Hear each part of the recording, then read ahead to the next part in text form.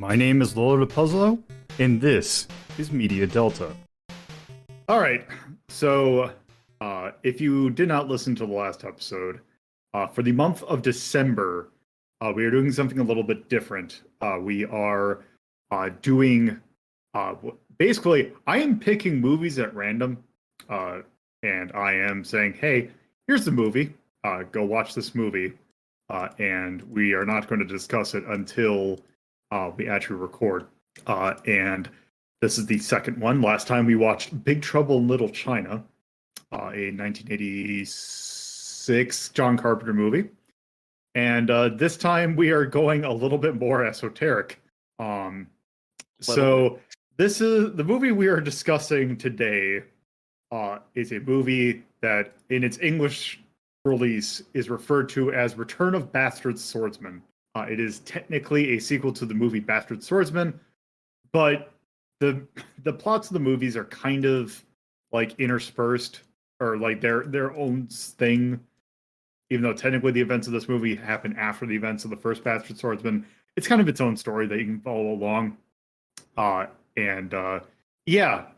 this is, we have discussed in the past Crouching Tiger and Little China, or Crouching Tiger, Hidden Dragon, already starting up. I'd love to see a mashup of those two. Okay, so I'm going to go ahead and say this is going to be a little bit more of a. This is going to be a match game episode. We are all in the back. It is December 8th when we are watching this, and it happens just so happens that the Game Awards are on in the background. We're not hiding that we're all watching this in the background as we're doing this. I was going to keep it quiet. I was going to just, not mention it all and keep it on the down low. I have played shit. I have watched shit so many times during recordings. And I keep it quiet. The energy. So basically the thing is the energy in this is going to go a little bit more casual, to say the least. Yeah. So we have watched Crouching Tiger, Hidden Dragon in the past, which is a wuxia film. That one is kind of maybe this is probably going to be a more accurate but harsh term, a gentrified wuxia film. It is a very tame one. This is wuxia as wuxia. This is like, there is no Western influence on this movie. This is a pure 1984 Chinese martial arts film. Straight from the Shaw Brothers. Yep. So this is, I think we've actually brought this movie up a lot during Crouching Tiger, Hidden Dragon. And so this one Trouble is in Hidden Dragon. Yeah. You could have kept it quiet. Lolo clearly could not. It's a little obvious. Yeah, it's also I hate that it's Big Trouble in Little China. I like it. Yeah, though. It's funny. So we're going to be discussing Return of Bastard Swordsman. And obviously, as you heard, I'm not the only one who watched this, so please introduce yourselves. Hi, I'm Axe, and I also learned Silkworm technique. Hi, I'm Carnival. Are you ready for your primer on traditional Chinese medicine? Hi, I'm Torpid and I'll teach you how the fatal skill is fatal. Indeed. So before we go into our one-on-one little interview of things, let me go ahead and give my own take on what I thought of Return of Bastard Swordsman. So this is not the first time I had seen this technically. I remember I'd seen this in bits and pieces because this is one that I first saw on recommendation of some friends. And this is a very goofy movie, to say the least, at least at first glance. There's a lot of special effects in this movie that are quite, let's call them questionable. There is a dude who just shoots Star Wars laser beams out of his hands. And there's just a lot of, there is a lot of, let's call them unconventional special effects that might be goofy or look goofy today. But yeah, this is a very enjoyable movie. It's like an hour and 40 minutes. It is a when you think of a like Chinese kung or like a Chinese martial arts movie, this is kind of exactly what you'd expect. There's a lot of good fights. There is some like intrigue, I guess, with various villains. There is a attack by the Japanese at some point for some reason. And yeah, it is just a fun overall movie. I don't really have a lot of things to say about it. What I will say is if I were to give this, or well, not if, the ranking that I'm kind of thinking of this, like this is a fun romp. I don't know if I'd say it's I don't say it's particularly great in terms of like it's not good. It's more of the fact that it's good, but I can't really think of any particular details about it that I think are like very. It does its job very well, but also it doesn't like there's no like I don't want to say there's not artistry to it, but it's the thing of like they did it very good, but I don't think they went above and beyond. This is just a very competent film, but that works really well in its favor.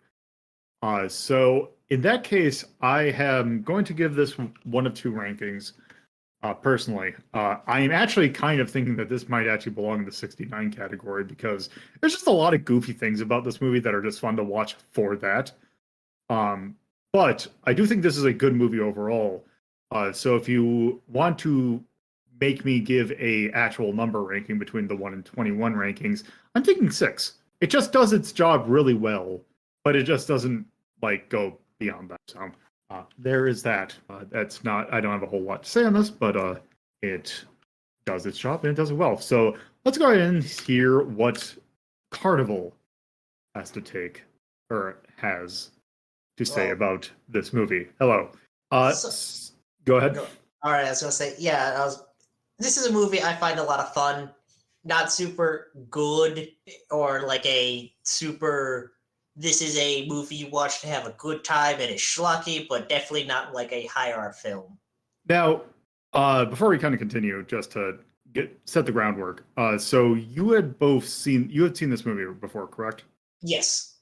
And you're relatively familiar with this genre, correct? As much as any Western person can be that can't read Mandarin. All right. So you said you liked the movie so far. So you want to elaborate more on that? Yeah. So I figured, should I give a primer for more about the genre itself here? Sure, that'll work. So wuxia is martial art, if I'm remembering correctly, comes from the term for like lone hero exactly. I'm not great at remembering Mandarin translations, but the way wushu would be martial art, wuxia, with the sha being the character being for like a wandering person who goes around just doing things just going out in the world and dealing with weird shit because knowing martial arts basically puts a target on your back to everyone else that knows martial arts. So unlike Crouching Tiger, Hidden Dragon, which we've gone over at length, this is a bit more fantastic in what I'm going to call high wuxia, which the distinction comes between basically the level of superpowers we're going to see, with this approaching a xianxia, which what are more commonly called in the West as cultivation novels. I linked Lolo beforehand, linked to a good thing that has a primer of a glossary of terms. I'm not going to go over these terms because this is a podcast. You can read that on your own time.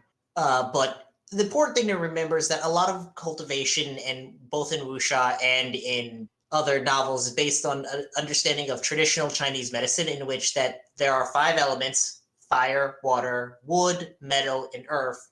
The interactions between them and how different organs relate to corresponding elements within your body. You're supposed to keep them in balance, which is attained through breathing and meditation, and through absorption of this energy into yourself through your body.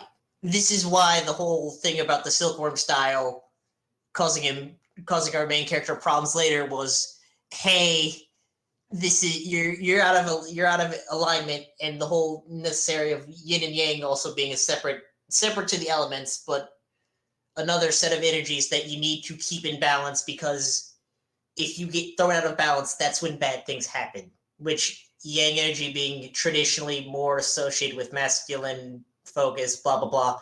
A longer discussion of this is for somewhere else, with yin being for more feminine and yada yada yada. So this is a very, very brief, just to give you a good idea of like things for a beginner standpoint. All right. So any particular take with that on the movie itself? Yeah, like this is where you kind of see a lot of these things show up in itself. Doogu Woody, his entire heart problem, aside from the weird fate thing, is also just certain skills in wuxia, different, how oftentimes say, hey, this skill, this is where we get the two between a orthodox and a unorthodox, which unorthodox means, hey, you do this, you may get power really fast, but there are consequences to that, which we can see the fatal skill would be a good example of like an orthodox skill, because clearly he's very powerful, but it's wrecking his body. Whereas Silkworm Star would also be considered unorthodox because of like the weird methods that you see to do it, to both one, to get access to the skill, and two, because it's causing horrible side effects that you need to get medicine and things to heal and treat, versus orthodox styles, which will take forever but aren't going to like cause weird burnouts in your body. So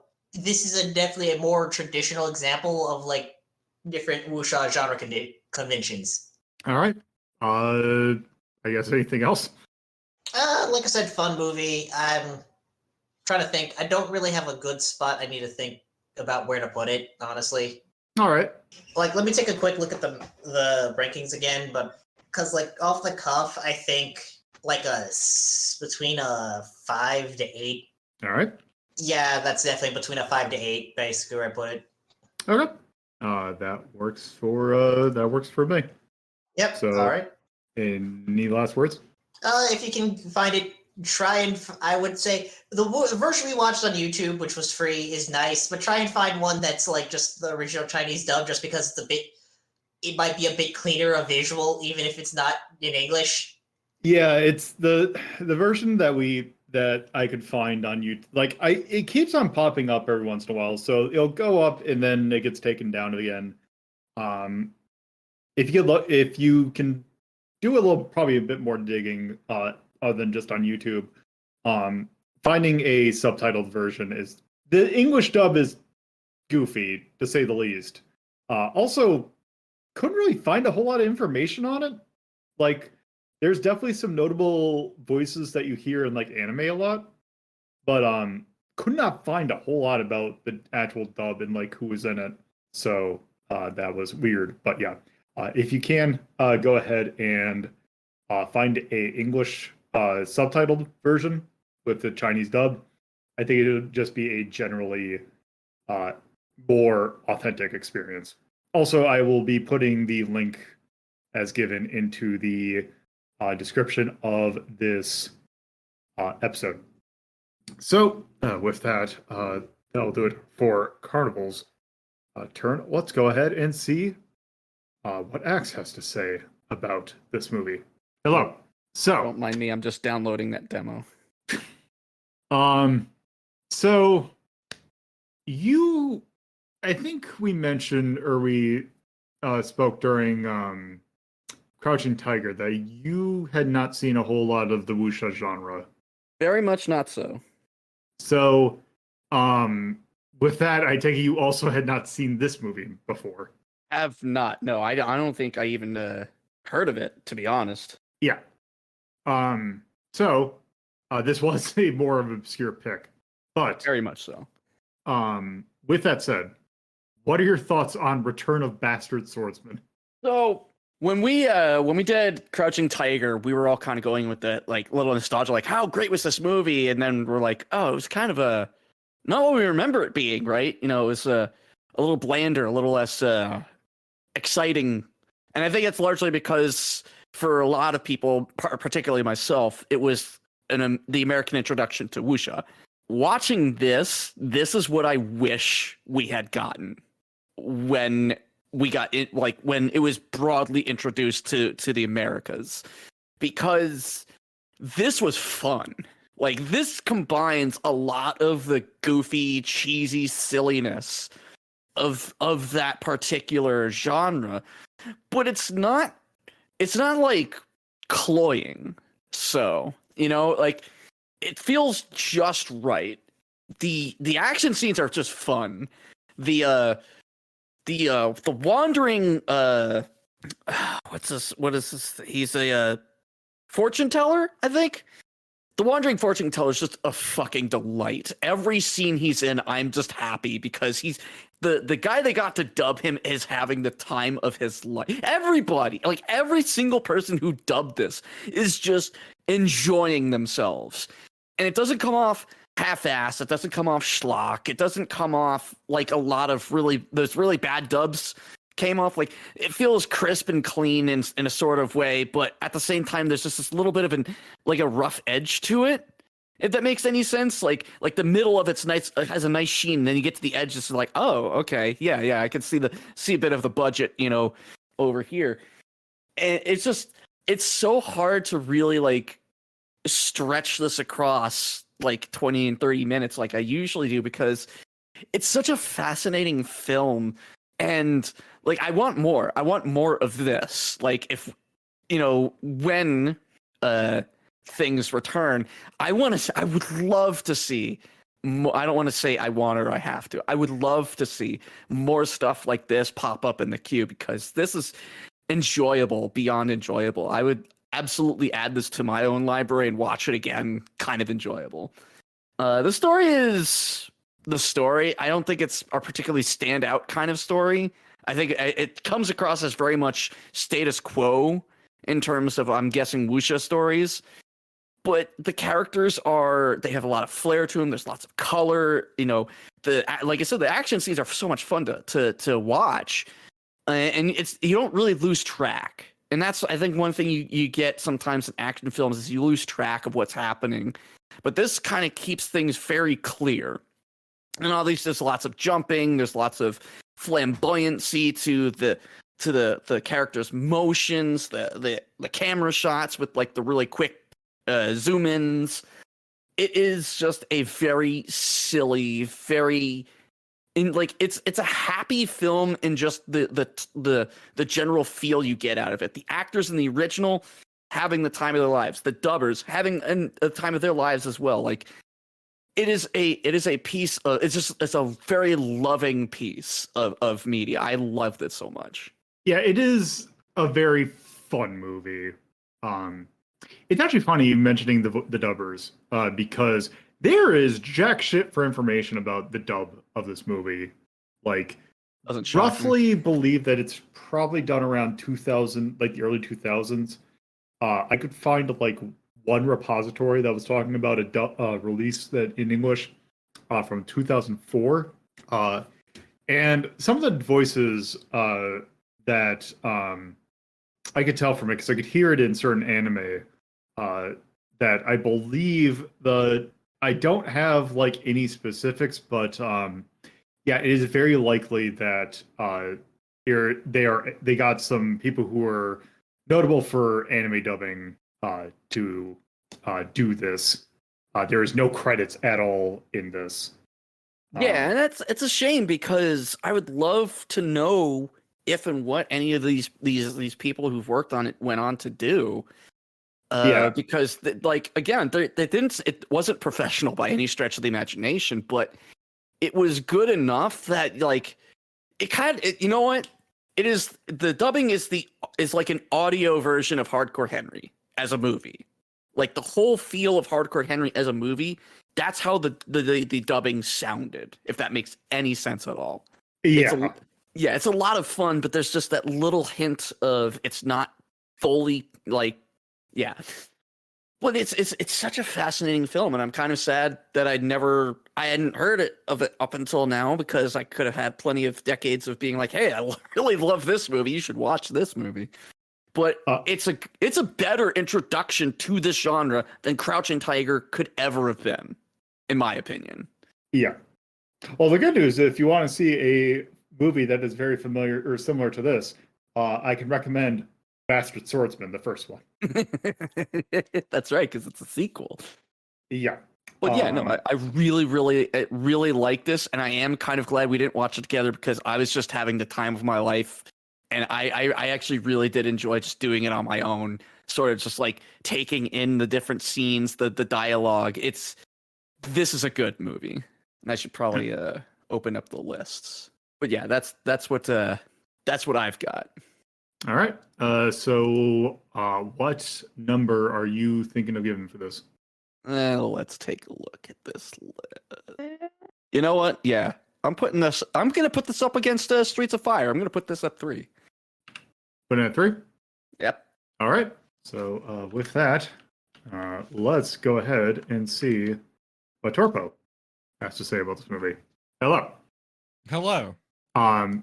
So what is your familiarity with wuxia? Not super familiar, honestly. I know All right. bits and pieces. I've read some stuff. I've also read some fucking cultivation stuff. So like I have passing familiarity with it, let's say. All right. But what about this movie in particular? I have seen this movie before. Once before. I've also seen the first movie as well. Though they're barely linked. Yeah, because this one, as you mentioned, is kind of its own thing. So yeah, with that, what are your thoughts on this movie? It's very fun and it's very dumb. Like, so the problem with wuxia and cultivation shit in general is there is a cultural barrier that is really, really hard to pierce. And I don't just mean that from an understanding point. I mean that in a way that this looks really goofy. Yeah. And I feel like part of that's because I lack cultural context. But also, yes, I can see that. But it's still fun, and that's kind of the thing. It's fun, it's goofy, and at the end of the day, we still know who we should hate, which is apparently the Japanese. Yeah. Yeah. So to clarify, the only real holdovers from this film and the previous film are a good chunk of the main cast, though little to do with the actual plot of the previous thing. Like Dooku Woody was not even as hugely important in the previous film. He was more of a side character, big on chair fu, which tragically he doesn't really do in this movie. There's some good thrown objects in this, but not to the extent. But yeah, so the basic premise is Dooku Woody's gotten stronger, so now he needs to take down the user of Silkworm Style, because that is diametrically opposed to his fatal skill. And then the Japanese get involved for some reason. Yeah. So we got to deal with those two. Yeah. And it's a movie about these two individuals who are so incredibly opposed to each other, coming together to understand what's important up until one of them dies. And that's fuck the Japanese. Like, it really does get this weird sort of pseudo-nationalist message by the end. Yeah. Because also it doesn't really give a time frame per like of when this roughly takes place. I'm sure if you're more familiar with like certain like I guess aspects of like the culture or like the architectural design or something like that, you could probably parse it. But as it is, it's not really explicit about what time frame this is. Yeah, it's pretty vague. Which, to be fair, that's actually a lot. It's more common than you'd think with like wuxia and also just cultivation stuff. Is no specific time frame. You can get ideas depending on like context, but yeah, the point is China has a very funny history with Japan. Yep. And by funny, I mean there's a lot of atrocities involved, and Japan trying to colonize China, all that stuff. Either way. But yeah, no, it's a fun film. The action is pretty solid. It's generally pretty on point, even if it can get kind of funny at times because of Silkworm Style just attaching sticky webbing to things, or cocooning people, or Dooku Woody's fatal skill just shooting out flames and jets of colorful lights, or the Japanese, the Iga clan as they are, and their mastery of the Phantom skill, which is just this dude's stomach expanding in and out. I thought it to was a supposed to be his heartbeat heartbeat. sound. It's supposed to be his heartbeat, but it's his stomach that's expanding. Yeah. It is specifically supposed to be his heartbeat, though, and he'll match it to other people and kill them, which is how he kills Doogie Woody, by humping his back with his vibrating stomach. Yeah. It's in producing a very, like, comically large amount of blood. yeah, but it's really funny watching the man bump into the back of Doogie Woody over and over Yes. in what can be described only as vaguely homoerotic. Yes. But even so, the characters are nothing particularly exceptional. What is it? The fortune teller is pretty funny and fun because he just reads fortunes off of literally anything, even if it's all bullshit. And Doogie Woody is Doogie Woody, and Doogie Woody is the best.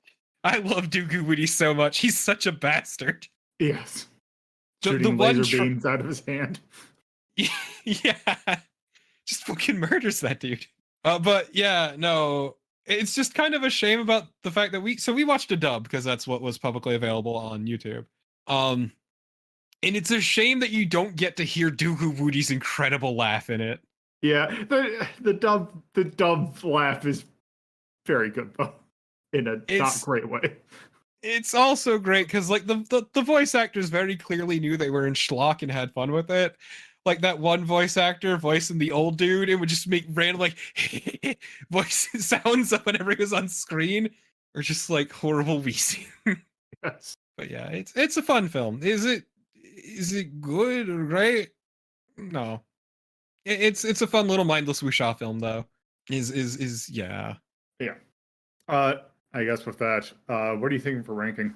Oh man, I didn't get to talk about my 3 things. Oh Oh, jeez. right, yes. Do you have I figured that was a combination of your 3 things. It kind of was, because yeah, my 3 things are the characters are real goofy, and the movie knows it's goofy, even if it tries to take itself seriously sometimes. And on top of that, the action's pretty solid, honestly. Even at its goofiest, it still moves pretty well. And most importantly, where the fuck did this weird nationalist edge come from? Yeah. Okay. So with that, what is your ranking that you're thinking? Fuck. My knee-jerk ranking. It's funny, I never even really thought about it. Yeah, this was a little bit weird to think about. Yeah, if I was to say something, I would say, I guess maybe like 6, honestly. 6? Actually, anywhere from 8 to 6, really. I guess.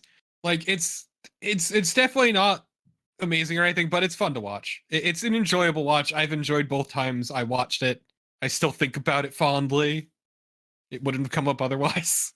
So yeah, I would say anywhere from 6 to 8. I refuse to give you a proper number. All right. I mean that works more in certain ways, but yes. All right.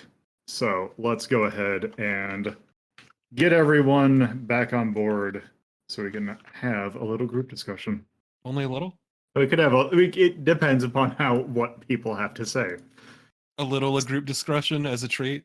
Yes, as a treat. Of course. Absolutely. Anyway.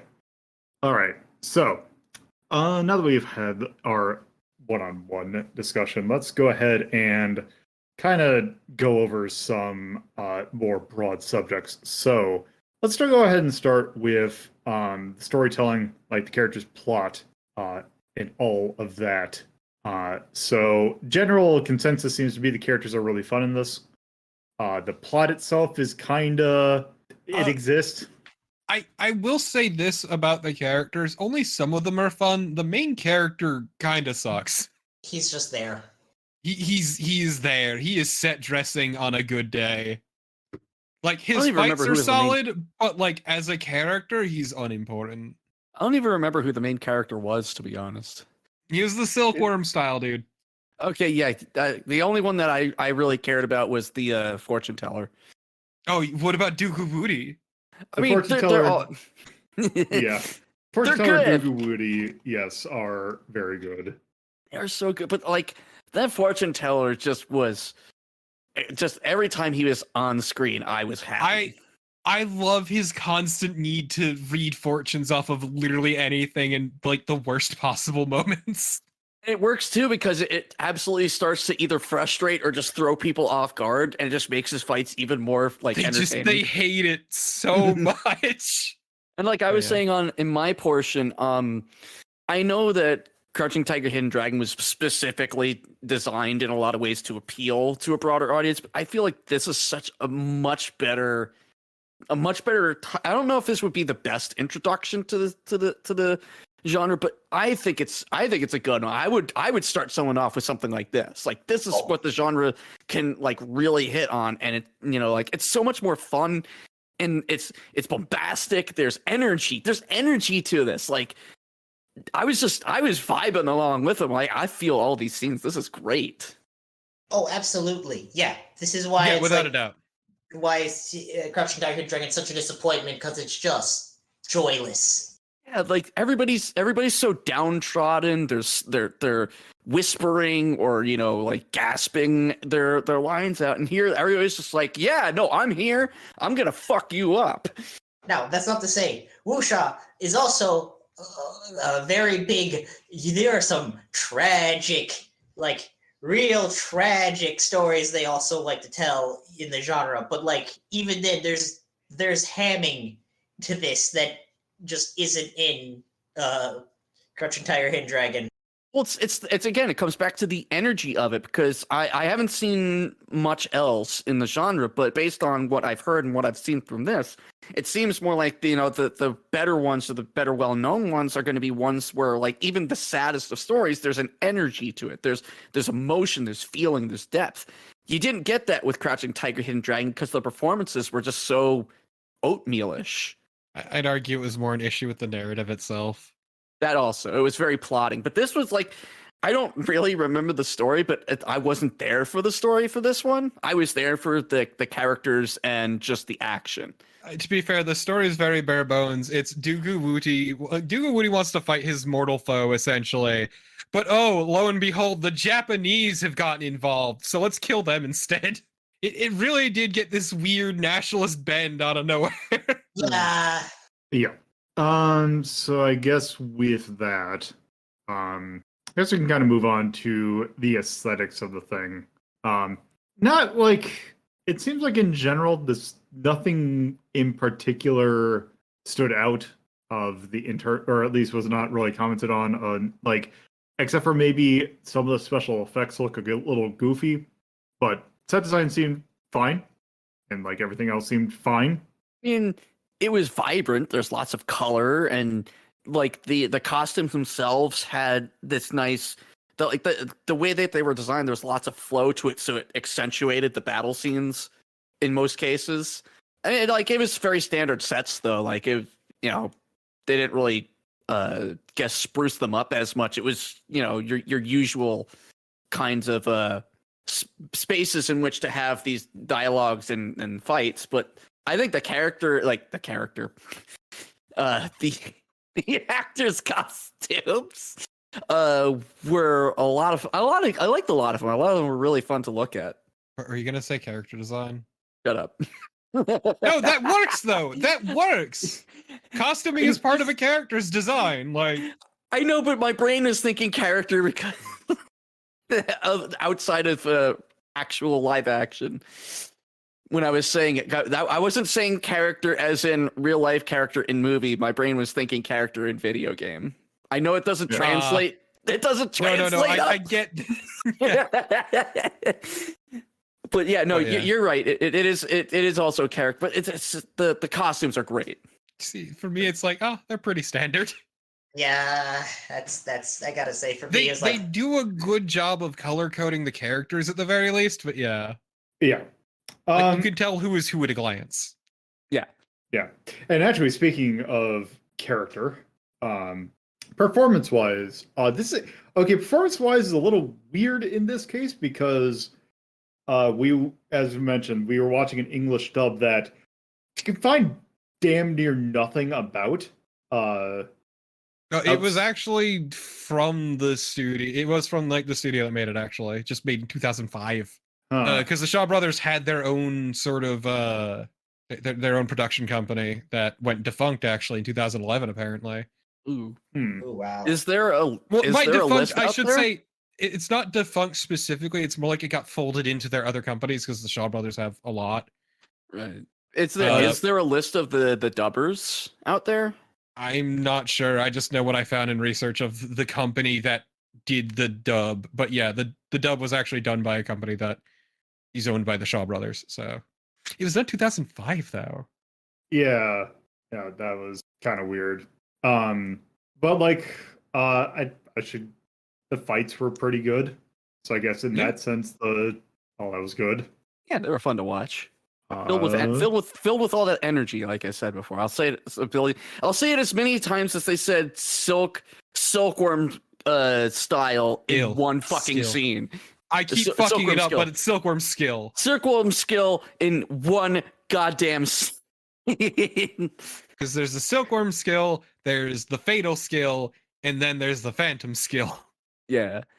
God, that one scene was killing me because they said it, I think, like maybe 10 times in the space of like 5 minutes. I'm like, oh my god. It's great. Silkworm is about shooting sticky web. Fatal skill is about shooting funny colored sprays and spritzing your enemies to death. And Phantom skill is just beat you hot real good. They're good skills. They are good skills. I mean, look, that is by far that is tame. We don't get weird skills yet because this is a movie and thus they don't have the budget for the weird stuff. Yeah, I mean, we also haven't gone like full cultivation either, so. Right. Yeah. Also, I guess like it used like good use of its time. Like Yeah, editing I mean, was it all really happens well. real fast. Yeah. It Well, it's not just too fast. ends. Yeah, like, okay, now you bring up, now it hits me, because that was that's like, tradition. Yeah, that's that tradition. is, okay, all right, because I know I've seen some old films that have done that, where it's like, it resolves and then ends right away. But this still just caught me off guard, because like, they resolve the final fight, they start to walk towards the camera, and bam, end. I'm like, wait. In my experience, every wuxia film I have watched has ended exactly like that. Yeah. I like it. It's just I wasn't ready for it. It's different. But it has that same feel. Like it adds to that whole feeling of it. It's part of the aesthetic. And I guess I wouldn't have had it any other way if I think about it. Yeah. So yeah. General consensus seems to be it's good. It's solid wuxia. It's good. It's solid. So which actually, speaking of that, does anyone have any last things they want to say? I just like that you could tell who's seen a lot of wuxia and who's very, very brand new. Yes. Oh man, I've read so many novels. It's like, Carnival yeah, no, it's has all read right. so much. It's like, yeah, it's all right. I fucking love this. This is great. Can I have more? Inject it right into my veins, please. Yes. Thankfully, there is a lot of these kinds of movies. So, let's go ahead and put that on the board then. So, we are going to use our normal 1 to 21 ranking scheme, with 1 being Absolute Mastercraft can't really get much better than what it currently is, to 21, which is not even fun, ironically, to watch. So, there's also 3 side rankings with that. But I don't know. I don't think we'll be needing that for this one. General consensus is that this belongs in either the indigo or it's either indigo or violet. So this is going to be average of this between, looks like, since it's appeared in most people's scale, let's start with 6, which is weird because we have 2 things in 6. We have Mappy and we have Space Cobra. Finally, it's time for a new 6 so we can fill out the category. We have 2 pieces of media, which neither of them are good comparisons. Okay. I know this isn't, it might have some slight protest about me comparing this, but I'm actually going to go down to 7. Because in 7, I see that we have Kamen Rider Black. I knew you were going for that. Yeah, that was probably another good comparison, honestly. I kind of think that I like this more than Kamen Rider Black. This is easier to watch than Kamen Rider Black. Yes, absolutely, because it's It is one movie much more easy to consume. compared to like 50 some episodes. Yeah. So I think also again, I feel bad about comparison, but Mortal Kombat is also in 7. This is much more fun to watch than Mortal Kombat. It is. I think actually everything else that is in 7, American Gladiators, Area 88, Cyber City, Wait, okay, so Kaleidoscope, Kamen Rider Black, Mortal Kombat, Nick Arcade, Little Hunt for Red October, and East. I think that this is better than all of those. So I think 6 is probably our floor. Which we have Mappy and Space Cobra. Yeah, and see, the other thing is I would rather watch The Running Man or Uncut Gems than this. So also let's to point out in 5 we have Adventures from Moon Valley, Castlevania, first season of Game Center CX, Jaws, Starcade, the Bugs Bunny Roadrunner movie, The Running Man, and Uncut Gems. None of those movies are good comparisons. Nope. Well, Like- you know how I feel. I would rather watch Yeah. this over Uncut Gems. Yes. But I I'm was gonna like, say the only one with the action in those movies, like a comparable action, is Castlevania. yeah, And even then, that's it's a different thing. Like The- I'm pretty happy putting this in 6, to be honest. Yeah, same. I disagree. well, yeah. I mean, we're not going to always come to a consensus. We've kind of learned that pretty quickly. I don't know. I feel like it's a lot more competent and a lot more entertaining than most of the stuff in theirs, especially compared to like Castlevania. Though I know they're very different types of things, but I feel like this is a much more enjoyable watch, whereas Castlevania is a very inconsistent watch with a lot of problematic issues, but this is a lot more approachable and definitely something to kind of, like you could watch this again and not really miss too much or feel too differently. You know what I mean? Like, I don't know. I think this is at least a 5. Yeah, it's the thing about this movie that's very good about it is the fact that if you like do the time or like if you did a chart, like a line chart of your axes are enjoyment, like enjoyability of movie as the movie goes on, this is a very consistent, relatively high. Like it is an enjoyable movie throughout. The thing with the things in 5, there's a lot of the things in 5 that are it goes both above and below this movie. Jaws in particular, Castlevania again, as I think that's where you were that's what you were mentioning. That the thing is, I'm thinking is, does that average out though? Because I feel like some of these The 5 trap strikes again. Yeah. Well, I mean, I also for the record, I put it down at 3 because, and again, I know some of my connections or my comparisons can be a bit tenuous, but tenuosity is kind of part and parcel to all of these programs in some cases. But I was thinking Streets of Fire, because I feel like they both have that same kind of energy to them, that same sort of approach to their characters and stories, and also to the action scenes and the sort of overall aesthetic. There's a lot of go I ahead. sincerely disagree with that. I think Streets of Fire, everything in 3, I think is a much better product than this. The thing I will also say about Streets of Fire is production value in Streets of Fire is much higher than this. Which is fair. I could see myself bumping it I down mean- to a 4, but putting it below Jaws, or like I said, Castlevania, I don't know if I agree. So the other thing too that I would say about Streets of Fire is as a package much better, because everything comes together for Streets of Fire in just the right way. Yeah. But like it I'm also not has a gonna- I'm much not better arguing flow. against. Yeah. I'm just saying my point is like Oh, it also yeah. has a much better flow to it, because this one just kind of goes wherever and then just finds a destination elsewhere. it's Yeah, I see that. It's also a thing where that is one thing I'm thinking about actually is as a comparison point is production value.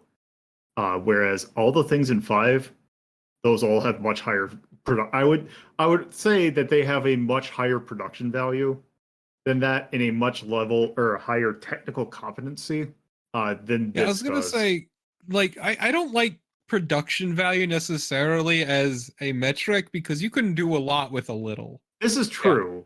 Evil Dead. Like Evil Dead. yeah. Yeah, I'm glad we went for the same thing. But like that's part of my argument is like I just feel that what it does with what it has is it elevates it above like some like I like Jaws, but it's a long movie with a lot of cruft, as Oh you my tend to say, God, Jaws. Lolo. But and I feel like saying that this is not as good as Jaws, just on that alone, I can't agree with because this has a lot happening. It's interesting. It might not stay with you forever, but I think it's a much more put together film than Jaws was. Yeah. Which I know is for comparing a shark movie to a fucking wuxia movie, but still. I mean, that's not exactly the word. Like, that's not a bad point. Yeah, my issue is there are some things in 5 I would rather watch, but there are some I things think in 5 that I think this is much better than, and then it's the 5 trap again. It Yeah. is very much the thing that I think the argument's given is not so much that this belongs in 5, is that there is way too much in 5. Also agreed, and we obviously are gonna eventually touch upon it Like- if you plan to do another I am fine. I'm fine with re-ranking. it being in 4, but definitely not 3. Okay, I mean, Well, I was thinking I'm 5. totally. Yeah, no. Like 5 or 4, I am content with. But yeah, it's god damn. What the fuck happened to 5? I don't know. It is the middle of the Indigo is the problem. It's a middle rank. Yeah. It's like, why is there I mean- so much in 2? But also, The why problem is there... 5 also caught a number of them early on, Yeah. and so it just feeds into itself. Any of these Well- that catch a bunch of rankings early on, So the problem is also with that was raw, like especially those. When did this got the same treatment as when did the 1 to 21 scale happen, and when did just the raw this goes above this happen? Is yep. also the problem, which is why Either it's way, not, way, think which Bugs Bunny's yeah. gonna have to drop. yeah. I was gonna say I would personally reorder a whole bunch of this, but yeah, it's not the issue here. Yeah, 5 is fine. 5 is an acceptable number. We are overthinking this. Yeah, I'm fine with 4 or 5. I've marked the Yeah. 5. Okay. We are overthinking this severely is the problem. Well, it's not so much overthinking; it's just we. I don't want to say No, I need, mean- but it would be a good idea to really dive into a re-ranking of Yeah, stuff just no. because of the 1 to 21 scale. It's just as is. We are overthinking it. That is not an issue Yeah. for today. 5 is acceptable. All right. But I have this 2-hour essay that I recorded that I want you to watch. I will fucking slap the shit out of you. All right. Before this goes out of hand, let's go ahead and let's see. Is there anything else we want to call out in music, charm, cinematography, storytelling, action, or art? Action. Thumbs up. Clearly, Yeah. action. Like it's Yeah.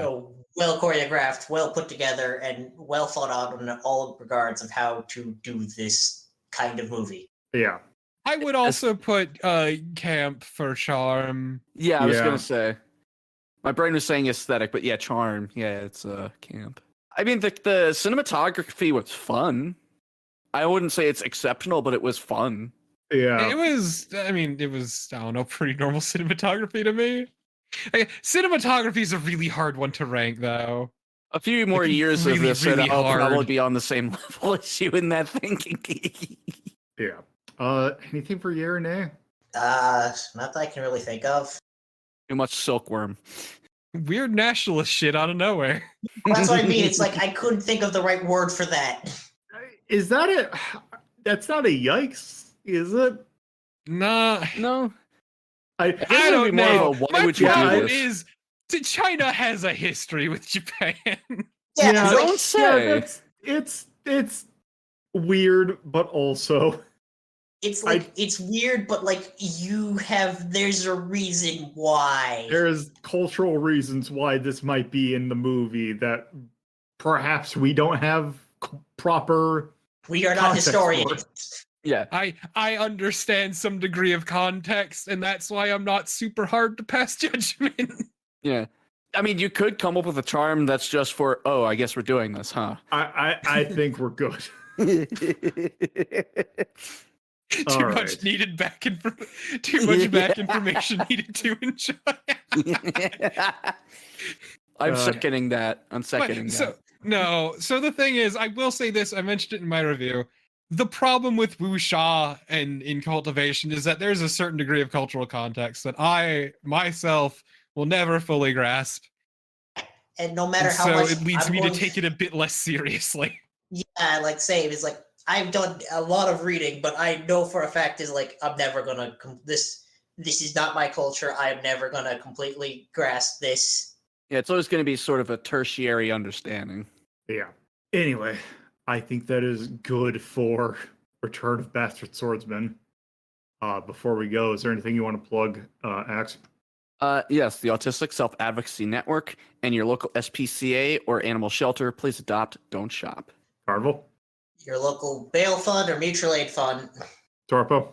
Twitch.tv/torpotypist and at torpotypist on Twitter. And I would like to plug the hole in Doogie Woody's heart. Yes. Or Dugu. All right. Well, that was Return of Bastard Swordsman. So next week we got another movie. That's We it. got another movie. That's Got it. another movie. There's a movie. Not gonna know what it is until I'm just gonna drop it at some point. Say, hey, here's your homework. So I do have one question. uh-huh. Who the fuck was the bastard swordsman? It was the main character. Silkworm. Yeah, I thought it was Silkworm style. Yeah, There's a reason why it's so called to be Bastard. fair, it had to do with the first film, Okay. Yeah. in that he was a bastard. Okay. Gotcha. The entire first film was about a confrontation between him and his father, and him inheriting the silkworm style, which involved him basically dying at one point. Sweet. Okay. Either way, Question answered. Continue, please. And I'm sure the next movie will not. Oh, considering my I am just gonna say of the choices that I have, I am leaving you with a doozy. Thank God we're finally doing Scooby-Doo on Zombie Island. Yeah, exactly. yeah, I Anyway. wish it was that easy. Yeah, if anything, I don't have anything to say. That's gonna be it. Bye. Thank you for listening. Bye. If you would like to see the list in which we have ranked every single thing we've done for Media Delta, you can go to r3.ldp.life in your browser. If you would like to watch the sister show that determines what could show up on Media Delta, that's Retro Rank Rhapsody, you can watch it live on Twitch at twitch.tv/lolotapuzlo or on YouTube at youtube.ldp.life. If you would like to discuss this episode with others, please join our Discord server by going to discord.ldp.life in your browser, which should give you a link. Thank you again for listening.